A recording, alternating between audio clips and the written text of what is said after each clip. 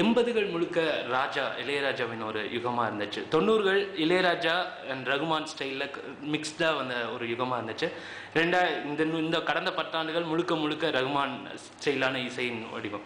So இந்த ஒரு கவிஞராக இந்த 3 10 நீங்கள் எப்படி பார்க்குறீங்க? எது கவிஞர்களின் பொற்காலமாக இருந்துச்சுன்னு நீங்கள் நினைக்கிறீங்க? கவிஞர்களின் பொற்காலம் இது அல்ல, இந்த 3மே அல்ல. கவிஞர்களின் பொற்காலம் 60களில் பாட்டுக்கு உள்ளடக்கம் இருந்தது, மொழி முன்னிறுத்தப்பட்டது, இசை பின்னுக்கு இருந்தது,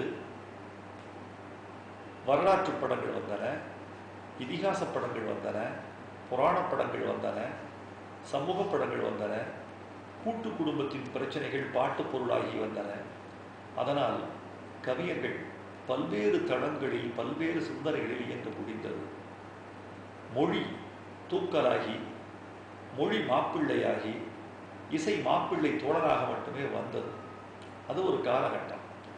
அதில் எந்த கவிஞனும் தோற்கவில்லை. கவியரசர் கண்ணதாசன் உச்சத்தில் இருந்தபோது கூட அது பக்கத்தில் 10-15 கவிஞர்கள் பேர் சொல்வதாக இருந்தார். காரணம், அவர் எழுதிய வரி மக்களுக்கு சென்று சேர்ந்தது, உச்சரிக்கப்பட்டது, மேடைகளில் சொல்லப்பட்டது, உரையாடலில் உணர்த்தப்பட்டது, அப்படியெல்லாம் இருந்தது. பின்னாளில் மைக்கேல் ஜாக்சன் என்ற ஒருவருடைய வரவு, மேற்கத்திய நாடுகளில் அதிகமான இசைக்கருவிகளின் கண்டுபிடிப்பு, அவைகளை தமிழிலும் ஆண்டு பார்க்க முடியும் என்ற இசையமைப்பாளர்களின் திணவு, இவைகளெல்லாம் சேர்ந்து மொழியை பின்னுக்கு தள்ளிவிட்டு இசையை மேம்படுத்தி விட்டன. இதை திட்டமிட்டு செய்த சதி என்று சொல்ல மாட்டேன், காலத்தின் மாற்றம் அல்லது விபத்து என்று சொல்லுவேன். அதனால் 60கள் தான் தமிழ் கவிஞர்களின் பொற்காலம். 80, 90களில் 2000 எல்லாம் இசையமைப்பாளர்களின் பொற்காலம் என்று சொல்ல வேண்டும். அப்படித்தான் சொல்ல வேண்டியவராக இருக்கிறேன். இந்த கருத்தில் எனக்கு மாற்றம் இல்லை. இந்த மாதிரியான ஒரு சூழ்நிலையில் கூட வெற்று வார்த்தைகளாக நிரப்பாமல் அதில் நல்ல கருத்துக்களையும் அறிவியல், குறிப்பாக அறிவியல் சார்ந்த விஷயங்களையும் இயல்பாக நுழைக்கிறது உங்களோட ஸ்டைல். உதாரணத்துக்கு செவ்வாயில் ஜீவராசி உண்டா என்று தினந்தோறும் விஞ்ஞானம் தேடல் கொள்ளும் உன் செவ்வாயில் அந்த பாடல்,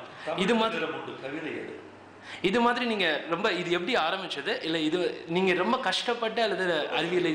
நல்ல கேள்வி கேட்குறது. ஏன்னா வழக்கமாக தென்றலே, தேரே, தேவதையே, மலரே, மாலையே, நிலவே, மானே, தேனே என்று தமிழ் சினிமா வழக்கமான சொற்கட்டுமானங்களில் இருந்து விடுபட முடியாமல் தவித்தது. அதில் எனக்கு ஒரு சலிப்பு வந்தது, கேட்டு கேட்டு ஒரு சலிப்பு வந்தது. இதிலிருந்து தமிழ் கவிதையையும் பாடல்களையும் கொஞ்சம் நகர்த்த முடியுமா என்று கொஞ்சம் யோசித்த போது அடுத்து வருகிற யுகம் விஞ்ஞான யுகம் என்று விளங்கியது. நான் விஞ்ஞானி அல்ல, எனக்கு விஞ்ஞானத்தை பற்றிய அறிவு மிக மிக குறைவு. கணிதத்தை பற்றிய அறிவெல்லாம் நான் பூஜ்ஜியம் என்று சொல்ல வேண்டும். எனக்கு பல விஷயங்களில் எனக்கு அறிவு மிக குறைவு. ஆனால் இந்த மாற்றம் செய்ய வேண்டும் என்ற வேட்கை மட்டும் என் மனதுக்குள் விளைந்தது.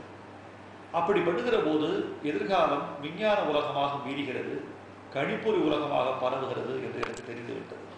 அதனால் விஞ்ஞான நூல்களில் கொஞ்சம் பயிற்சியும் விஞ்ஞான செய்திகளில் ஒரு ஆர்வமும் வந்தது.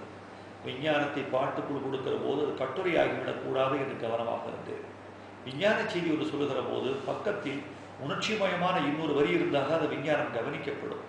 இதயம் துடிப்பது நின்றாலும் 2 நிமிடம் உயிர் இருக்கும் அப்படின்னா அது யாரும் கவனிக்க மாட்டான். அன்பே என்னை நீ நீங்கினால் மறுகணம் என் உயிர் தாங்காது என்ற வரியினால் அந்த வரி பெருமை பெறுகிறது. அதனால் அந்த பக்கத்து வரி மற்ற வரிக்கு தாங்கக்கூடிய தூணாக இருக்கிறது. அதனால் அப்படி இருந்தது.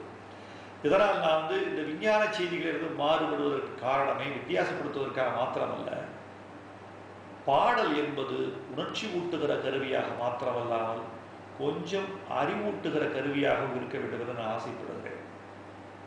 நான் பல விஷயங்களை திரைப்பட பாட்டில் தெரிந்து கொண்டேன். காலையில் மலரும் தாமரைப்பூ, அந்தி கருக்கலில் மலரும் மல்லிகைப்பூ, இரவில் மலரும் முல்லைப்பூ, நான் என்றும் மணக்கும் முல்லைப்பூ, இப்படிலாம் பாட்டு இருக்கு. இரவில் மலரும் அல்லிப்பூ, நான் என்றும் மணக்கும் முல்லைப்பூனா பூக்கள் எவ்வப்போது மலர்கிறது என்பதை கூட ஒரு பாடலாக சொல்லிக் கொடுத்தது. பாமரர்களுக்கு இந்த விஞ்ஞான செய்தியை கொண்டு சேர்ப்பது இதுதான் வாகனம் என்று நினைத்தேன். அதை தொடர்ந்து செய்து கொண்டிருக்கிறேன். எல்லா பாடல்களிலும் இடம் இருப்பதில்லை, எல்லா இயக்குநர்களும் அதை ஏற்றுக்கொள்வதில்லை. இன்றைய கவிஞர்களில் இது போல சுவாரஸ்யமாக எழுதுகிற கவிஞர் யாருன்னு நீங்கள் நினைக்கிறீங்க? எல்லோரும் குறிப்பாக யாரும்?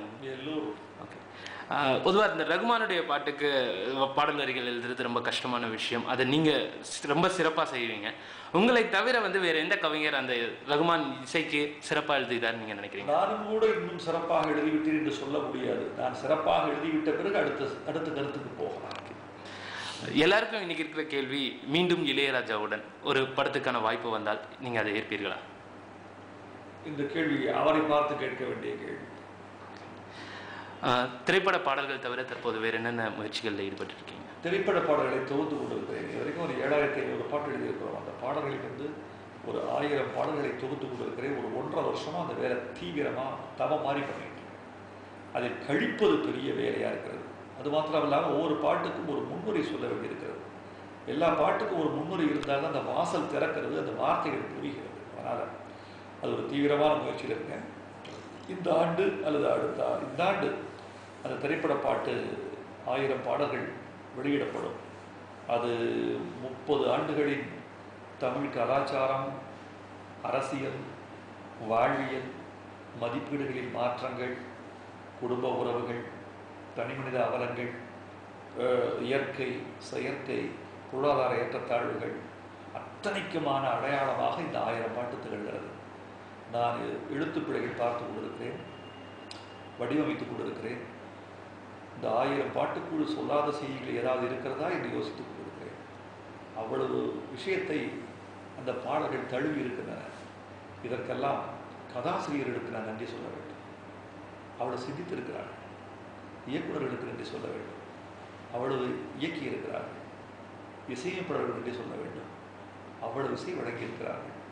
நல்ல கதாசிரியர்களும் இயக்குநர்களும் இசையமைப்பாளர்களும் நல்ல தயாரிப்பாளர்களும் இணைந்ததால் தமிழ் சமுதாயத்தை ஒட்டுமொத்தமாக ஒரு புத்தகத்தில் 30 ஆண்டு வரலாற்றை கொடுப்பதற்கான வாய்ப்பு எனக்கு கிட்டியிருக்கிறது. அத்தனை பேருக்கு நன்றி. அவங்களுடைய மகன் மதன் கார்கி இப்போது ஏற்கனவே ரொம்ப பிஸியான பாடலாசிரியராக அதுக்குள்ளே ஆகிட்டார். எந்திரனில் எழுதியிருக்கிறார். நம்ம பிரபுதேவாவின் படத்திலும் கேவி ஆனந்த் படத்திலும் எழுதி கொண்டிருக்கிறார். அவருடன் பாடல்கள் குறித்து விவாதிப்பதுண்டா? பொதுவாக ஒரு கவிஞர்கிற முறையில் அவருடைய பாடல் வரிகளை பற்றி உங்கள் கருத்து என்ன? அது எனக்கு இல்லாத ஒரு தளம் மதன் கார்கிக்கு இருப்பதாக நான் கருதுகிறேன். எனக்கு விஞ்ஞானம் தெரியாது. நான் கணிப்பொறியில் அறிவு பெற்றவன் அல்ல. நிகழ்கால இந்த கான்டெம்பரரி வேர்ல்டு, சமகால உலகத்தை பற்றிய பேரறிவு எனக்கு இல்லை. எனக்கு இல்லாத இந்த பலங்களெல்லாம் மதன் கார்கி இருப்பதனால் அவர் என்னை விட சிறப்பாக செய்வதற்கு வாய்ப்பு பெற்றவராக திகழ்வார் என்ற நம்பிக்கை எனக்கு இருக்கிறது. கடைசியாக ஒரு கேள்வி, அடுத்த முறை சந்திக்கும் போது வைரமுத்து எம்எல்சியாக சந்திப்போமா? எனக்கே தெரியாது.